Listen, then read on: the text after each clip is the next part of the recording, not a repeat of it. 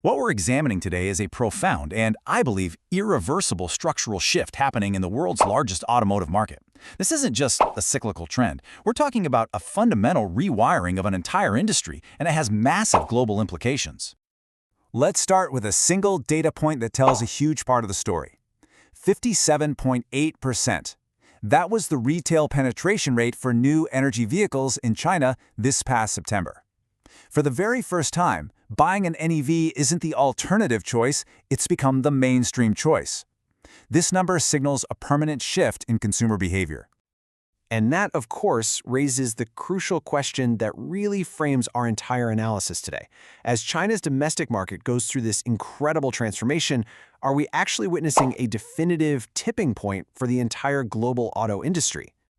Well, our core thesis is that the Great Divergence is no longer some future prediction. It's the reality on the ground right now.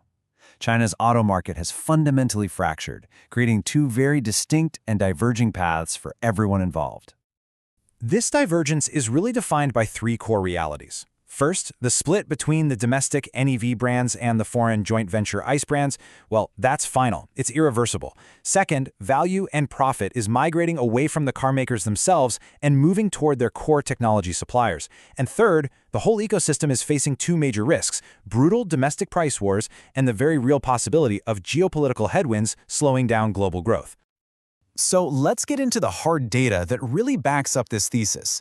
The numbers, as you'll see, paint an incredibly stark picture of two separate markets that are somehow operating in the same country. This chart just illustrates the contrast perfectly. In September, domestic Chinese brands saw their retail sales jump by a very robust 13% year-over-year. But in that exact same period, the established joint venture brands actually saw their sales fall by 6%. One group is clearly rising while the other is in a structural decline. And this data really highlights the diverging strategies and, well, the outcomes. Domestic brands now control almost 67% of the entire market, and an incredible 78% of their sales are new energy vehicles. By contrast, the joint ventures market share is shrinking, and their NEV penetration rate is just a critically low 7.4%. They are almost completely missing from the only part of the market that's actually growing. This failure to adapt is a textbook case of what we call the legacy trap.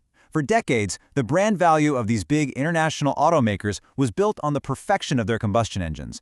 But in an era that's now defined by batteries, software, and silicon, those historic strengths have actually become liabilities, slowing down the rapid pivot they so desperately need to make.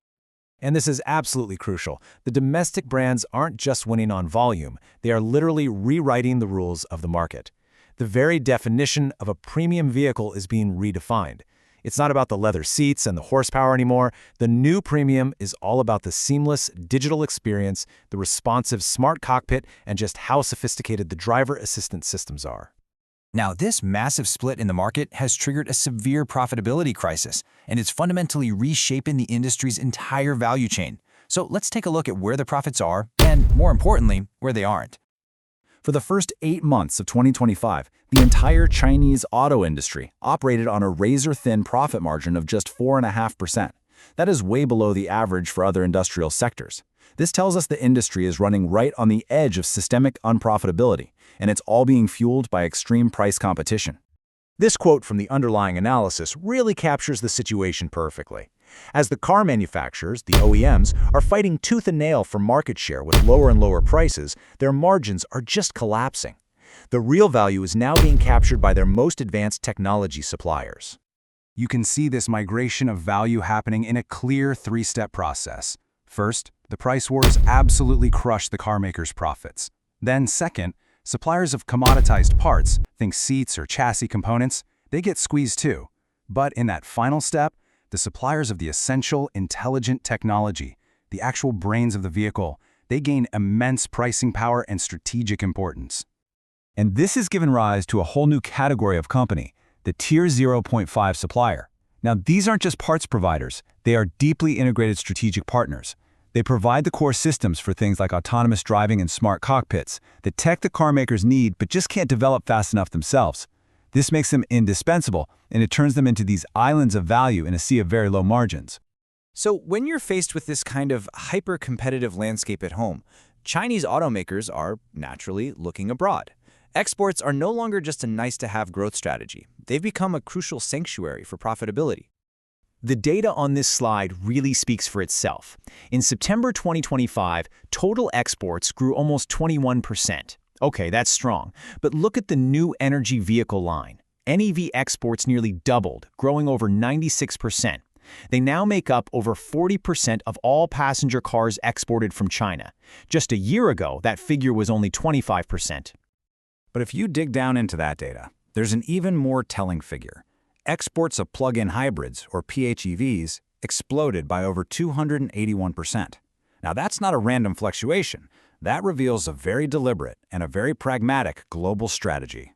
What's happening is that Chinese brands are using these hybrids as a kind of strategic Trojan horse. It lets them enter markets in places like Latin America and Southeast Asia, where charging infrastructure isn't quite there yet. At the same time, they're diversifying where they're sending cars, and they're moving beyond just selling vehicles to actually building local assembly plants. That signals a serious long-term commitment. So the critical takeaway here is that the export market has become a financial lifeline. With far less competition abroad, Chinese automakers can get significantly higher profit margins. Those profits are then used to subsidize the brutal price war back home, which creates a critical buffer they need to survive and keep investing. So looking ahead, this analysis really points to three powerful themes that are going to shape this industry. The reality right now is that intelligence is what defines luxury. In the near future, we're going to see the global expansion not just of Chinese cars, but of China's entire automotive supply chain. And for the long term, hybrids are going to serve as that strategic bridge for Chinese brands to achieve mass market scale all across the globe. This all leaves us with one final overarching question. The changes happening in China are structural. They're permanent. The divergence is real. And as the dust begins to settle, it is entirely possible that we will be looking at a completely redrawn map of the global automotive industry.